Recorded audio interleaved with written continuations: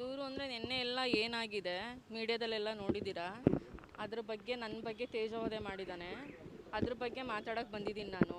ಅದಕ್ಕೆ ಹಿಂದೆ ಕಾರಣ ಏನು ಅಂತ ಬಿಡೋಕ್ಕೆ ಅನ್ನೋದನ್ನು ಅವನು ಬೇರೆ ಬೇರೆ ಥರ ಮಾತಾಡಿದ್ದಾನೆ. ಅದು ಬೇರೆಯೇ ಕಾರಣ. ಅವನು ಸ್ಟಾರ್ಟಿಂಗಿಂದನೂ ಹೇಳ್ತಾ ಇದ್ದೀನಿ ನೋಡಿ, ಮದುವೆ ಅವನು ನಮ್ಮದೇನು ಲವ್ ಮ್ಯಾರೇಜ್ ಎಲ್ಲ ಏನಿಲ್ಲ, ಅರೇಂಜ್ ಮ್ಯಾರೇಜೇ. ನಾನು ಒಪ್ಕೊಂಡಿದ್ದನ್ನೇ ನಮ್ಮ ಮನೇಲಿ ಮಾಡಿದ್ದು.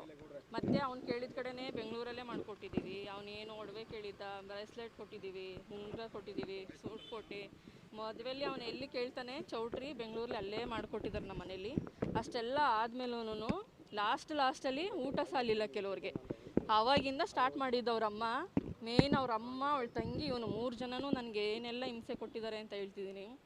ಮತ್ತು ಅದಾದಮೇಲೆ ನಿಮ್ಮ ಮನೆ ಮದುವೆಯಿಂದ ಸ್ಟಾರ್ಟ್ ಆಗಿದ್ದು. ನನ್ನ ಮಗ ಒಬ್ಬನೇ ಮಗ ಇದ್ದ, ಒಳ್ಳೆ ಕಡೆ ತರ್ತಿದ್ವಿ, ನಮ್ಮ ಮನೆ ಕೊನೆಯವ್ರು ಊಟ ಸಾಲಿಲ್ಲ, ಇಷ್ಟೆಲ್ಲ ಮರ್ಯಾದೆ ಹೋಯ್ತು ಅಂತೇಳಿ ಸ್ಟಾರ್ಟ್ ಮಾಡಿದವಳು.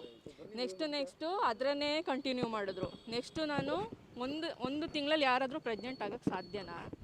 ನಾನು ಡೇಟ್ ಆಗಿದ್ದಕ್ಕೆ ಏನು ಪ್ರತಿ ತಿಂಗಳೂ ಇದೆ. ನಾನು ಹಳ್ಳಿ ಕಡೆ ಕೊಡ್ತಾರಲ್ಲ ತಟ್ಟೆ ಲೋಟ ಚಾಪೆ, ಅದು ನನಗೆ ಕೊಟ್ಟಳು. ಅವಳು ಮಗಳು ಆದರೆ ಹೊರಗಡೆ ಎಲ್ಲ ತಿರುಗಾಡ್ಬೋದು. ಕೇಳಿದ್ರೆ ನಮ್ಮ ದೇವರು ಮನೆ ದೇವ್ರಿಗೆ ಸೊಸೆರ್ ಕಂಡ್ರಾಗಲ್ಲ, ಹೆಣ್ಣು ಮಕ್ಕಳು ಮಾತ್ರ ಓಡಾಡ್ಬೋದು ಅಂತ. ಅಲ್ಲಿ ಏನಾದರೂ ಹೇಳಾಯ್ತಾ ದೇವ್ರಂಗಂತೇಳಿ?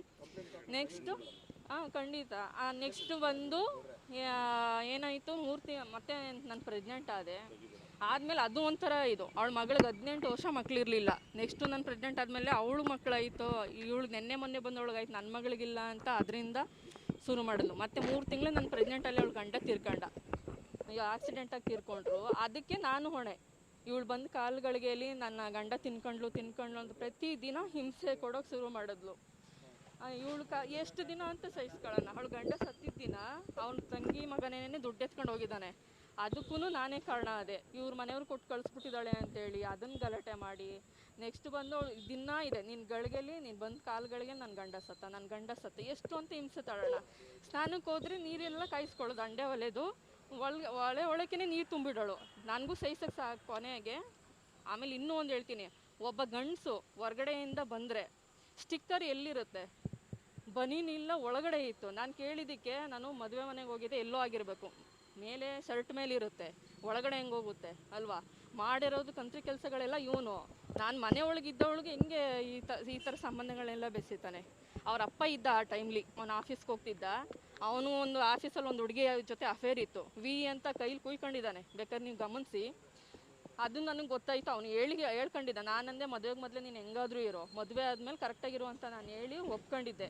ಅದೆಲ್ಲ ಆಯಿತು. ಕಂಟಿನ್ಯೂ ಅವಳು ಮೆಸೇಜ್ ಇದೆ, ಈಗ ಪ್ರತಿಯೊಂದೂ ತೆಗೆಸಿ, ಅವನದು ಕಾಲಿಷ್ಟ ತೆಗೆಸಿ ಮೆಸೇಜ್ ಮಾಡೋದು ಹುಡುಗಿ ಜೊತೆ, ಅದೆಲ್ಲ ಆಗಿ ಅವ್ರ ಅಪ್ಪನಿಗೂ ಗೊತ್ತಾಗಿ ಅವರು ಬೈದರು. ಕೊನೆಗೆ ಅವಳ ಅಮ್ಮ ಹೆಣ್ಣಲ್ವಾ, ನನ್ನ ಮಗ ಗಂಡಸು, 5 ಜನ ಮಾಡ್ಕೊಳ್ಳಿ ನಿನಗೇನಕ್ಕೆ ಅಂತ ಹೇಳ್ದ. ಅದು ತಪ್ಪಲ್ವಾ? ಅದಾದಮೇಲೆ ಇವಳು ಯಾವಾಗ ಟಾರ್ಚರ್ ಕೊಡೋಕೆ ಶುರು ಮಾಡಿದ್ನೋ, ನಾನು ಸ್ಟೇಷನ್ಗೆ ಹೋಗ್ತೀನಿ ಅಂತ ಹೇಳಿದ್ದಕ್ಕೆ, ಆ ಸ್ಟೇಷನ್ ನಮ್ಮ ಮಾವನ ಮನೆ ಇದ್ದಂಗೆ ನೀನು ಹೋಗು ಅನ್ನೋನು. ಹೋಗಿ ಕಂಪ್ಲೇಂಟ್ ಕೊಟ್ಟಿದ್ದೀನಿ, ಅದು ಇಲ್ಲಿ ಕಾಪಿ ಇದೆ.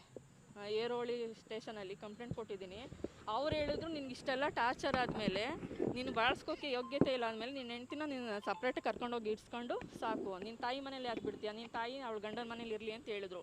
ಅದಾದಮೇಲೆ ಸರಿ, ನೀನು ಸ್ವಲ್ಪ ದಿನ ಊರಲ್ಲಿ ಇರು, ನಿಮ್ಮ ಮನೇಲಿ ಸ್ವಲ್ಪ ದುಡ್ಡು ಇಸ್ಕೊಬಾ, ಬೇರೆ ಮನೆ ಕರ್ಕೊಂಡು ಹೋಗ್ತೀನಿ, ನಾನು ಸ್ವಲ್ಪ ಅಡ್ಜಸ್ಟ್ ಮಾಡ್ತೀನಿ ಎಂದವನು. 3 ತಿಂಗಳಾದರೂ ಬಂದಿಲ್ಲ. ತಕ್ಷಣಕ್ಕೆ ಡಿವೋರ್ಸ್ ಪೇಪರ್ ಕಳಿಸಿದ್ದಾನೆ ಮನೆಗೆ. ಕಳಿಸಿದ್ಮೇಲೆ ಈಗ ಮತ್ತೆ ನಾವೆಲ್ಲಿ ಮಾತಾಡೋಕ್ಕಾಗುತ್ತೆ? ನಾವು ಕೋರ್ಟ್ಗೆ ಹೋಗ್ಬೇಕು. ಕೋರ್ಟಿಗೆ ಹೋಗಿದ್ದೀನಿ, ಅಲ್ಲೆಲ್ಲ ಮಾತಾಡಿ ಆಯಿತು. ಏನು ಕಾರಣ? ಅದರಲ್ಲಿ ಏನಾರು ಕೊಟ್ಟಿದ್ನಾ? ನನಗೆ ಅಕ್ರಮ ಸಂಬಂಧ ಅಂತ ಕೊಟ್ಟವನ ಡಿವೋರ್ಸಲ್ಲಿ ತೆಗೆದು ನೋಡಿ. ಅದಾಯಿತು. ಅಲ್ಲಿಂದ ಬಂದ ಮೇಲೆ ಒಂದಷ್ಟು ದಿನ ಮತ್ತೆ ಹೋಗೋದು ಬರೋದು, ಕರ್ಕೊಂಡು ಹೋಗೋದು, ಅಲ್ಲೆಲ್ಲ ಸರಿ ಹೋಯ್ತು, ಮಗುಗೋಸ್ಕರ ಕರ್ಕೊಂಡು ಹೋಗ್ತೀನಿ ಅನ್ನೋದು, ಮತ್ತೆ ಬರೋದು, ಪ್ರತಿದಿನ ಅದೇ ಆಯಿತು. ಕೊನೆಗೆ ಏನು ಮಾಡಿದೆ, ಲಾಸ್ಟಲ್ಲೆಲ್ಲ ಗಲಾಟೆ ಆಗಿ ಅದು ಹೋದ್ಮೇಲೆ ಮನೆಯಿಂದ ಆಚೆಗೆ ನನ್ನ ಒಡವೆಗಳೆಲ್ಲ ತಗೊಂಡ. ಸ್ವಲ್ಪ ದಿನ ಕೋರ್ಟ್ಗೆ ಹೋದ್ವಿ, 1 ವರ್ಷ ಕೋರ್ಟಲ್ಲೇ ಇತ್ತು ಅದು. ಮತ್ತೆ ಬಂದು ಕರ್ಕೊಂಡು ಹೋದ್ಮೇಲೆ ನನ್ನ ಒಡವೆಗಳು ಏನೆಲ್ಲ ಇದೆ ಎಲ್ಲ ತಗೊಂಡ. ಅವ್ನು ಕುಡಿಯೋಕ್ಕೆ ಬೇಕಾದಾಗ ಒಂದೊಂದೇ ಒಡವೆ ತಗೊಳ್ಳೋದು, ಅಡೆ ಇಟ್ಕೊಳ್ಳೋದು. ಚೀಟಿ ನಾನು ಕೊಡ್ತಿರ್ಲಿಲ್ಲ, ನಿನಗೇನಕ್ಕೆ ನಾನು ಬಿಡಿಸ್ಕೊಡ್ತೀನಿ ಅಂತೇಳಿ. ಕೊನೆಯಲ್ಲಿ ಲಾಸ್ಟಿಗೆ ಕೇಳೋಕ್ಕೆ ಶುರು ಮಾಡಿದಾಗ ಏನಂದ್ರೆ, ನೀನು ಕೊಟ್ಟಿದ್ದಕ್ಕೆ ಏನು ಸಾಕ್ಷಿ ಅಂತೇಳಿ ಹೆಲ್ಮೆಟಲ್ಲೆಲ್ಲ ಹೊಡೆದು, ಆ ಮಗು ನಾನು ಎತ್ಕೊಂಡಿದ್ದೀನಿ, 2 ವರ್ಷದ ಮಗು ಅದು. ಆವಾಗ ಹೊಡೆದು ಕಂಪ್ಲೇಂಟ್ ಕೊಡೋಕ್ಕೆ ಅಂತ ಮಗುನೇ ಎತ್ಕೊಂಡು ಹೋಗಿದ್ದೀನಿ, ಅವ್ನು ಬಂದು ನೋಡಿಲ್ಲ. ಅಲ್ಲಿಂದ ಸ್ಟೇಷನಲ್ಲೂ ಮಾತಾಡಿ, ಅವ್ರ ಫ್ರೆಂಡೇ ಲಾಯರ್ ಇದ್ದಾರೆ, ರಾಘವೇಂದ್ರ ಅಂತೇಳಿ, ಆ ಯಪ್ಪನೂ ಇತ್ತು, ಎಲ್ಲ ಮಾತಾಡಿ ಕಳಿಸಿದ್ರು. ಮತ್ತೆ ಊರಿಗೆ ಹೋದೆ. 1 ತಿಂಗಳು ಟೈಮ್ ತಗೊಂಡ, ನಾನು ಕೊಡ್ತೀನಿ ಅಂತೇಳಿ. ಆ ಟೈಮು ನಾನು ಬಂದೆ. ಮಗು LKG ಪಾಸಾಗಿ UKGಗೆ ಅಡ್ಮಿಷನ್ ಮಾಡಿದ್ವಿ. ಮಗು ಎಜುಕೇಷನ್ ಹಾಳಾಗುತ್ತಲ್ಲ, ನಮ್ಮದು ಇದಕ್ಕೋಸ್ಕರ ಮಗು ಜೀವನ ಹಾಳಾಗೋದು ಬೇಡ ಅಂತೇಳಿ ಅವ್ನು ಎಷ್ಟು ಹಿಂಸೆ ಕೊಟ್ಟರು ನಾನು ವಾಪಸ್ ಬಂದೆ. ನಾನು ಬಂದ ಮೇಲೆ ಅವ್ನು ಏನು ಮಾಡಬೇಕು, ಮನೆ ಬೀಗ ಹಾಕೊಂಡು ಅವ್ರ ಅಮ್ಮ ಮಗ ಹೊರಟೋದ್ರು. ಆ ಟೇಷನು ಎಲ್ಲ ಮುಗಿಸಿ ಮಧ್ಯಾಹ್ನ ಆಗೋಯ್ತು. ಬಂದಿದ್ದೀನಿ ನಾನು ಬರ್ತೀನಿ, ಮಗುಗೋಸ್ಕರ ಬರ್ತೀನಿ, ಸೇರ್ಸಕ್ಕೆ ರೆಡಿ ಇಲ್ಲ ಅವನು. ನೈಟ್ ಹೊರಟೋಗ್ಬಿಟ್ಟ. ಏನು ತಪ್ಪು ಮಾಡಿದ್ದೆ? ಅಕ್ರಮ ಸಂಬಂಧ ಎಲ್ಲಿ ಇತ್ತು? ಈಗ ಅಕ್ರಮ ಸಂಬಂಧ ಅಂತ ಅಂದರೆ ನಾನು ಒಬ್ಬನೇ ಅವನನ್ನು ಅಲ್ಲಿ ಮನೆಗೆ ಕರ್ಸ್ಕೋಬೇಕು, ಅಥವಾ ನಾನು ಹೊರಗಡೆಗೆ ಹೋಗಬೇಕು. ಏನೂ ಇಲ್ದೇ ನನ್ನ ಮೇಲೆ ಅಪವಾದ ಮಾಡಿ ಕೊನೆಗೆ ಮಧ್ಯರಾತ್ರಿ ಆಚೆ ಬಿಟ್ಬಿಟ್ಟು ಹೊರಟೋಗ್ಬಿಟ್ಟ. ಏನಾದರೂ ಆ ಮಗು ಅವಂದಾಗಿರ್ಲಿಲ್ವಾ? ಆ ಮಗು ತಿಂದಿದ್ಯಾ ಉಂಡಿದ್ಯಾ ಏನೂ ಕೇಳಿಲ್ಲ, ಹೊರಟೋಗ್ಬಿಟ್ಟ. ಆ ಏರಿಯಾದಲ್ಲಿ ಒಬ್ಬ ಅಣ್ಣ ಇದ್ದು ಆ ಎದುರುಗಡೆ ಮನೆ ಒಂದು ರೂಮ್ ಮಾಡಿ ಇರಿಸಿ ಅದ್ರ ಬೆಳಗ್ಗೆಗೆ ನನ್ನನ್ನು ಕಳಿಸ್ಕೊಟ್ರು. ಮತ್ತೆ ಸ್ಟೇಷನ್ಗೆ ಹೋದ್ವಿ. ಆ ನೈಟಲ್ಲಿ ನಾನು ಮಲಗಿದ್ದೆ ಅಲ್ಲ ನನ್ನ ಮಗು ಕರ್ಕೊಂಡು, ಅಷ್ಟೊತ್ತು ರಾತ್ರಿಯಲ್ಲಿ ಯಾವತ್ತೂ ನನಗನ್ಸಿದ್ದು ನನ್ನ ಮೇಲೆ ನನಗೇನೆ ಇಷ್ಟು ಅಸಹ್ಯದಲ್ಲಿ ಬದುಕಬೇಕಾ ಒಬ್ಬನ ಹತ್ರ? ನಾನು ಓದಿದ್ದೀನಿ, ನನ್ನ ಮಗು ಸಾಕೊಳ್ಳೋಷ್ಟು ಕೆಪಾಸಿಟಿ ಇಲ್ವಾ ಅಂತೇಳಿ ಅಲ್ಲಿಂದ ಇಲ್ಲಿ ನನ್ನ ತಾಯಿ ಮನೆಗೆ ಬಂದೆ. ಇವಾಗ ಎಷ್ಟು 14 ವರ್ಷ ಆಗಿದೆ. ಅವನು ನನ್ನ ಗ್ಯಾಪು 10 ವರ್ಷ ಆಗಿದೆ. ಅಲ್ಲಿಂದ ಅವನು ಬಂದಿಲ್ಲ. ಎಲ್ಲಿ ನಾವು ಇದ್ದೀವ, ಸತ್ತಿದ್ದೀವ, ಬದುಕಿದ್ದೀವ, ಮಗುದೇ ಆಗಲಿ ಎಲ್ಲೂ ಬಂದಿಲ್ಲ ಅವನು. ಈಗ 1 ವರ್ಷದಿಂದ ಮಗು ಬೇಕು ಅಂತ ಕೋರ್ಟ್ಗೆ ಹಾಕಿದ್ಮೇಲೆ ಅಲ್ಲಿನೂ ಬಂದ. ಕೋರ್ಟಲ್ಲಿ ಕೇಳ್ತಾರಲ್ವ, ಮಗುದು ಏನಪ್ಪ ತೊಗೊಂಡಿದ್ಯಾ ನೀನು ಅಂತೇಳಿದಕ್ಕೆ, ಏನು ಅವ್ನ ಖರ್ಚು ವೆಚ್ಚ ನಂದು ಏನಿಲ್ಲ ಮೇಡಮ್ ಅಂದ. ಸರಿ, ಈಗ ತಗೋ ನೀನು ಆ ಮಗುದು ಏನು ಮೇಂಟೈನ್ ಇದೆ ಎಲ್ಲ ತಗೋ, ಫೀಸ್ ಆಗಲಿ ಏನಾಗಲಿ, ನೆಕ್ಸ್ಟು ತಿಂಗಳು ನೋಡೋಕೆ ನಾವು ಬಿಡ್ತೀವಿ ಅಂತ ಅಂದರು. ನೆಕ್ಸ್ಟು ಮತ್ತೆ ಪತ್ತೆ ಇಲ್ಲ.